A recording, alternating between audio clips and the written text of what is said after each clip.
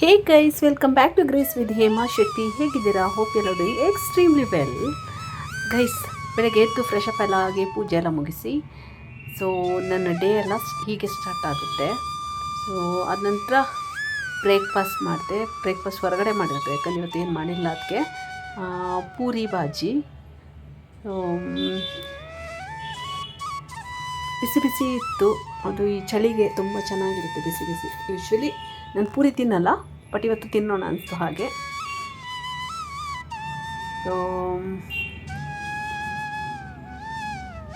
So ನನ್ನ ಬೆಳಗಿನ workout ಎಲ್ಲ ಮುಗಿಸಿ ಬ್ರೇಕ್ಫಾಸ್ಟ್ಗೆ ಬಂದಿರೋದು. ಅದಾದ ನಾನು ಲಾಗಿನ್ ಆದೆ ನನ್ನ ವರ್ಕ್ ಫ್ರಮ್ ಹೋಮ್ಗೆ. ಸೊ ಲಾಗಿನ್ ಆಗಿ ವರ್ಕ್ ಸ್ಟಾರ್ಟ್ ಮಾಡಿದೆ. ಸೊ ಯಾಕೋ ಗೊತ್ತಿಲ್ಲ, ವೀಡಿಯೋ ಕ್ಯಾಪ್ಚರ್ ಆಗಿಲ್ಲ, ಫೋಟೋ ಒಂದಿತ್ತು ಅಷ್ಟೇ. ಸೊ ಅದನ್ನ ನಾನು ನನ್ನ ಲಂಚ್ ಸ್ಟಾರ್ಟ್ ಮಾಡಿದೆ.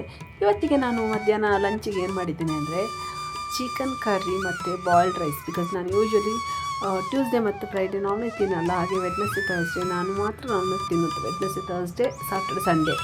ಸೊ ಹಾಗಾಗಿ ಇವತ್ತು ನಾನು ಚಿಕನ್ ಕರ್ರಿ ಮಾಡಿದ್ದೆ. ಸೊ ಇದು ಮಸಾಲ ಪೌಡರ್ ನಮ್ಮ ಅಮ್ಮ ಊರಲ್ಲಿ ಕೊಟ್ಟಿರೋದು, ಅದರಲ್ಲಿ ನಾನು ಮಾಡಿರೋದು. ತುಂಬಾ ಚೆನ್ನಾಗಿರುತ್ತೆ. ಅದು ನಾನು ಕೊಕೊನಟ್ ಆಯಿಲ್ ಹಾಕ್ಕೊಡ್ದೆ ಅಲ್ವಾ. ಕೊಕೊನಟ್ ಆಯಿಲ್ ಜೊತೆಗೆ ಈ ಒಂದು ಮಸಾಲ ಪೌಡರ್ ಇದೆ ಅಲ್ಲ, ಸೂಪರ್ ಕಾಂಬಿನೇಷನ್ ಅಂತ ಹೇಳ್ಬೋದು. ಮನೆ ಒಳಗಡೆ ಫುಲ್ಲು ಗಮ್ಮಂತ ಪರಿಮಳ ಬರುತ್ತೆ ಆಯಿತಾ.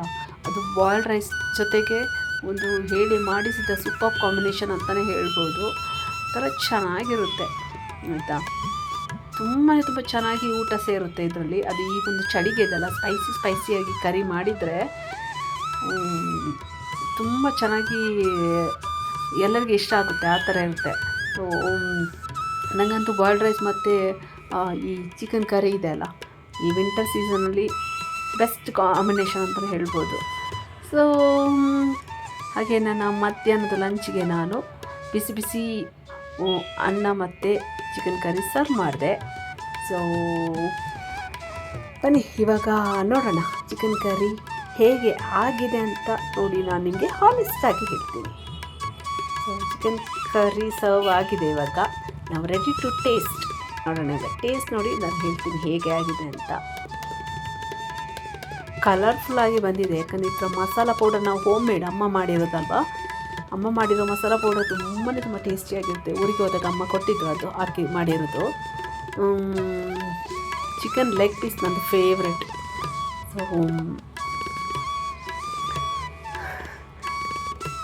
ವಾವ್, ತುಂಬ ಟೇಸ್ಟಿಯಾಗಿ ಬಂದಿತ್ತು. ಬಿಕಾಸ್ ಅದು ಹೋಮ್ ಮೇಡ್ ಮಸಾಲ ಪೌಡರ್ ಅಲ್ವಾ, ಅಮ್ಮ ಮಾಡಿರೋದು. ಅದಕ್ಕೆ ಸುಮಾರು ಬಗೆ ಇಂಗ್ರೀಡಿಯೆಂಟ್ಸ್ ಎಲ್ಲ ಹಾಕಿದ್ದಾರೆ.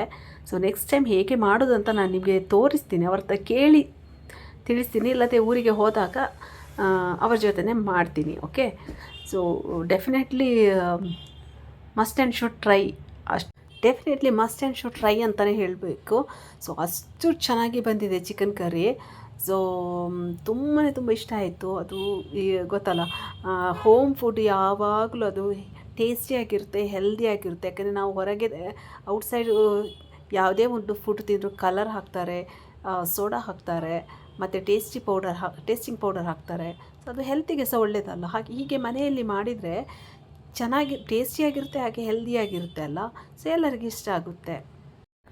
ಲಂಚ್ ಆದ ನಂತರ ನಾನು ಸ್ವಲ್ಪ ಮನೆ ಕೆಲಸ ಎಲ್ಲ ಮುಗಿಸಿ, ಅದಾದ ನಂತರ ವರ್ಕ್ ಫ್ರಮ್ ಹೋಮ್ ಎಲ್ಲ ಕಂಪ್ಲೀಟ್ ಮಾಡಿ, ಸೊ ಈವ್ನಿಂಗ್ ಒಂದು ಕಾಫಿ ಬ್ರೇಕ್ ತಗೊಳ್ಳೋಣ ಅಂತ ಹೊರಗಡೆ ಹೋಗಿ ಕಾಫಿ ಮತ್ತು ನನ್ನ ಫೇವ್ರೇಟು ವಡೆ ತಗೊಂಡೆ. ಸೊ ನನಗೆ ತುಂಬ ಇಷ್ಟ. ಗೈಸ್, ಇಲ್ಲಿಗೆ ನಾನು ಈ ಒಂದು ಸಿಂಪಲ್ ವ್ಲಾಗನ್ನು ಎಂಡ್ ಮಾಡ್ತೀನಿ. Random day in my life ಆಗಿರುತ್ತೆ ಈ ವ್ಲಾಗ್. ಸೊ ಈ ವ್ಲಾಗ್ ಇಷ್ಟ ಆದಲ್ಲಿ please hit like, share, comment and subscribe my YouTube channel. ಇನ್ನೊಂದು ಹೊಸ ವೀಡಿಯೋ ಜೊತೆಗೆ ಸಿಗೋಣ. Until then see you, take care, bye bye. Thank you so much for watching.